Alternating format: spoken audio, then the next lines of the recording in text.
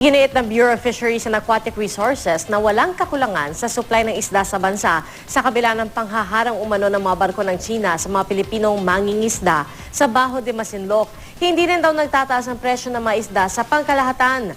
Balitang hatid ni Cesar Apolinario. Sa palengke sa Batasan, Quezon City, maraming isdang pagpipilian. Mismo mga nagtitinda nagsabing hindi raw pahirapan ang pag-angkat ng isda. Bagaman may ilang uri ng isda na kakaunti pero dahil naman daw ito sa maliwanag na buwan sa gabi, kaya pahirapan ang paghuli.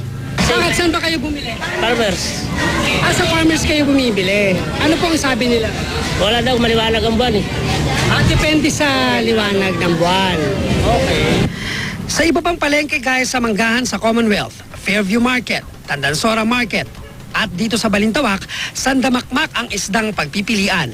Hindi rin daw nagmahal maliban sa tatlong uri ng isda dahil pahirapan ang paghuli.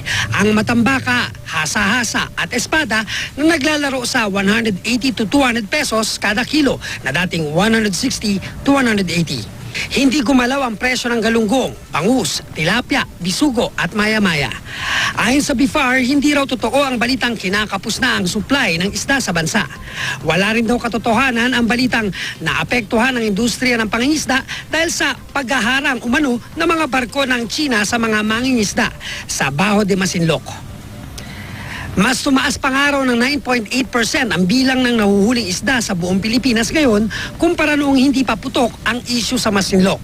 Ang isa pang good news, sa pangkalahatan walang pagtataas ng presyo ng isda.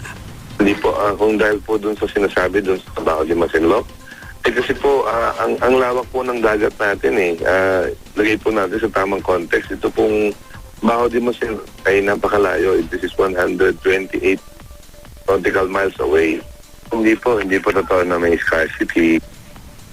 Ang Malacanang nagbigay na ng regulasyon sa BIFAR para sa mga mangingisdang posibleng naapektuhan sa issue ng agawan sa teritoryo.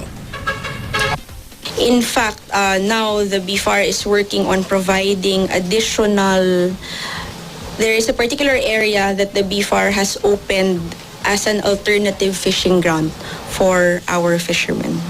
And there are several fishing vessels who have already signified their interest to fish in that particular alternative area.